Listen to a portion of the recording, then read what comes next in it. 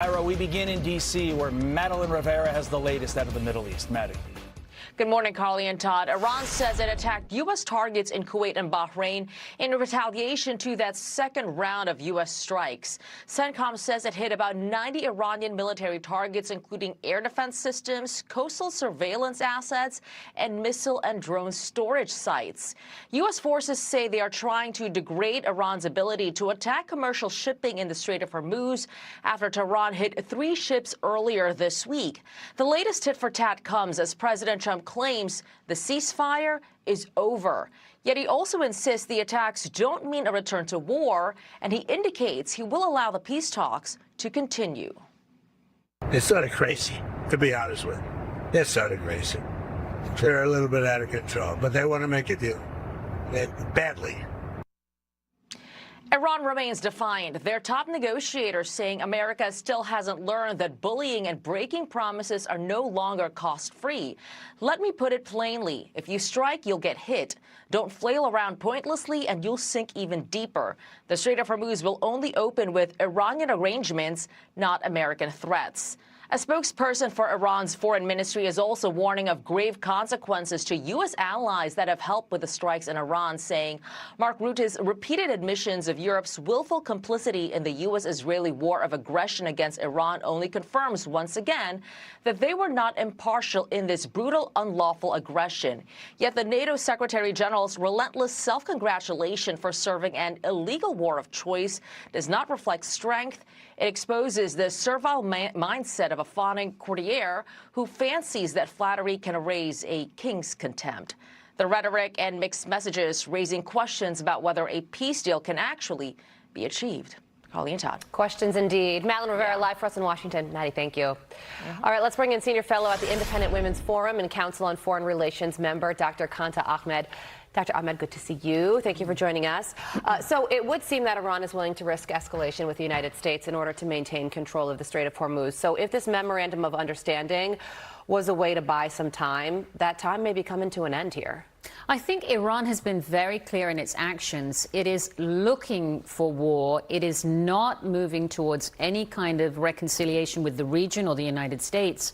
The strikes last night are very significant. The focus has been on Kharg Island in the media. That's about the size of JFK, 15 miles off the coast of Iran. It's where Iran exports and loads millions of barrels of oil. But the targets have been on nearby islands, Keshem Island, which is like Iran's floating aircraft carrier, infested with IRGC, fast boats, tunnels, all of their weapons, and the United States has struck that tremendously well. Also Abu Musa, an island that belonged to the UAE in 1971 that's occupied by Iran, and most likely some of these strikes have been staged from the UAE with the U.S. to that region. So this is President Trump and our military tightening the noose on Iran, bringing it to understand that we really have you by the throat, we have you by the jugular, and we are going to pressure you to release the Strait of Hormuz and defang the military defense of Kharg Island, the oil refining, or excuse me, oil exporting area. Those specifics that you just mentioned, will that break them? And if not, what more do we need to break them? I think the United States has extraordinary capabilities. While President Trump has been open to reconciliation, he's sending his negotiators, I think on July 11th, there's going to be more talks in Islamabad, led by our diplomats. He's very clear that Iran cannot be a nuclear power and cannot continue to jeopardize the whole Gulf region. Iran is attempting to hold hostage all of the world's oil infrastructure in Saudi Arabia, Bahrain, Kuwait, even Iraq's export capability. And there is much more that we can do. We can, and we have data on all of the missile cities that are around in 29 of Iran's 31 provinces. We can go more aggressively for various infrastructures that impact, unfortunately, power, energy, water. We are holding them to account. And we can see just this week, the Ayatollah's funeral has been held in ceremonial processions in Iraq. That is Iran projecting power in the region. That's the center of Shia religion, those important places in Iraq. So Iran is now no longer run by clerics. That was led by military nationalists. So this is becoming hardline, and we are meeting them with force, and we will bring them to heel.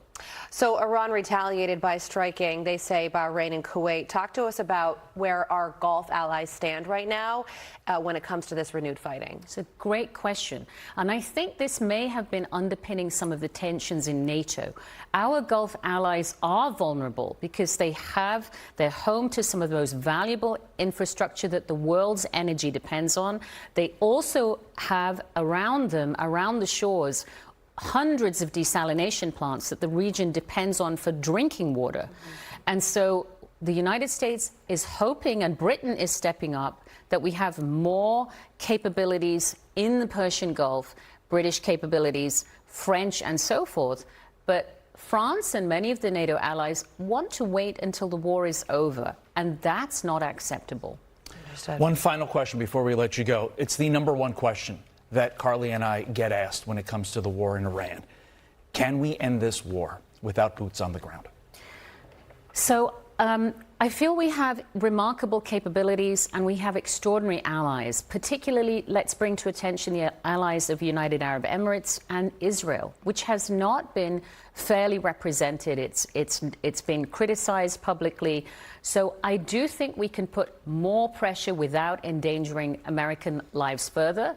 However, with the amphibious assets in the region, I would not be surprised if after we've neutralized some of the defenses around these critical islands, that the United States troops, our Marines, may actually take some ground in order to increase pressure. That's not on mainland Iran. That's on those critical regional allies, which will open up the energy flows for the region.